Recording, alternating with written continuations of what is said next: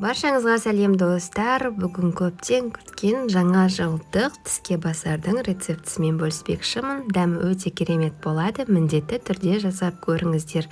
Менімен бірге болыңыздар. Біз шынымызды алып, суға піскен жұмыртқамызды үккіштен өткізетін боламыз.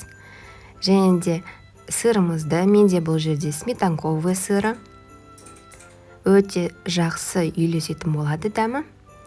Және де чеснокты да майдалап, осылай үккіштен өткізетін боламыз. Үстіне майонез қосып, жақсылап оны араластырамыз. Сонымен біздің салмамыз дайын, оны бір жаққа қоя тұрып, енді астын дайындаймыз. Яғни ол үшін бізге қызанақты осылай домғалақ қылдырып тураймыз. Өте қалың болмауы қажет. Және де ас көк, мен оны алдын ала дайындадым. Және де анарды, яғни ойыншық ретінде қолданатын боламыз. Жаңағы жасаған қоспамызды алып, осылай қолымызбен шишаның формасын келтіретін боламыз. Өте дәу қылдырмаңыздар, сүйкімсіз көрініп қалады. Кішігірім формалай жасайтын боламыз.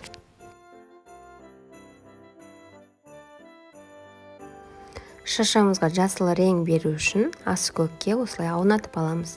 Немесе қолымызбен осылай жабыстыратын боламыз ас көкті. Сөйтіп алма кезек барлығын аунатып шығамыз. Ендігі кезек, яғни оларға ойыншық орналастыру, яғни бұл жерде анарды әр жеріне қоятын боламыз. Барлығының төбелеріне қойып шығамыз ең алдымен. Одан кейін жандарын жасап, әдемілеп сәндейтін боламыз. Өте керемет болып шығады. Менің балаларыма ұнады, сіздерге де ұнайды деген ойдамын. Міндетті түрде осы рецептпен жасап көріңіздер. Дастархандарыңыз мол болсын. Астарыңыз дәмді болсын. Сіздермен болған Мадина.